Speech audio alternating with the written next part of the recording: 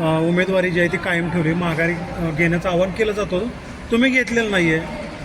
नमस्कार, मी चंद्रकांत सूर्यकांत वाघमोडे बारामती पोटनिवडणूक ही लढवत आहे. कुकर हे चिन्ह मला मिळालेलं आहे. ते कुकर चिन्ह हे घेऊन व माझे जे काही मेंढपाळ बांधव असतील, धनगर आरक्षण संदर्भात असते, ह्या विषय घेऊन मी लोकांच्यापर्यंत पोहोचणार आहे. ते लोकांच्या समस्या काय आहेत ते जाणून घेणार आहे. त्यासाठी मी माझा लढा हा चालू ठेवणार आहे. त्यासाठी मी निवडणूक लढवित आहे. पवार कुटुंबाकडून काय कोणी संपर्क केला होता उमेदवारी मागे घ्या वगैरे असं? त्यांच्या बऱ्याच कार्यकर्त्यांनी मला फोन केले होते, तुम्हाला हे देऊ ते देऊ, परंतु मी त्या कुठल्याही गोष्टीला आमिषाला बळी न पडता मी माझी ही निवडणूक लढवित आहे. कारण का, जे माझे मेंढपाळ बांधव आहेत, महिला भगिनी, त्यांच्यावरती कित्येक हल्ले होतात.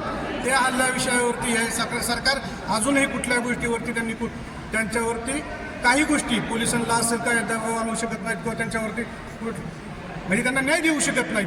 त्यासाठी मी त्या न्यायासाठी ही निवडणूक लढवत आहे. तुम्ही धनगर आरक्षणासाठी हे निवडणूक लढवताय म्हणताय, पण धनगर समाज तुमच्या पाठीमागे किती उभा राहिला असा विश्वास होता? पूर्णपणे. कारण काय झालं की आत्ताचे ते बारामती मेडिकल कॉलेज होते, त्या बारामती मेडिकल कॉलेजच्या वेळी देखील त्यांनी काय केलं, मेडिकल कॉलेजला पुण्यश्लोक अजित होळकर नाव दिल्यात आलं होतं, परंतु काही कालांतराने काही दिवसानंतर ते नाव बदलण्यात आलं, अजितदादांचं नाव देण्यात आलं. परंतु त्यावेळीही आम्ही आंदोलन केलं आणि ते नाव पुन्हा पुण्यश्लोक अजित होळकर हे करून घेतलं आलं. त्यामुळं धनगर समाजाचा आमच्यावरती विश्वास असणार, ते आम्हाला मतदान केल्याशिवाय राहणार नाही.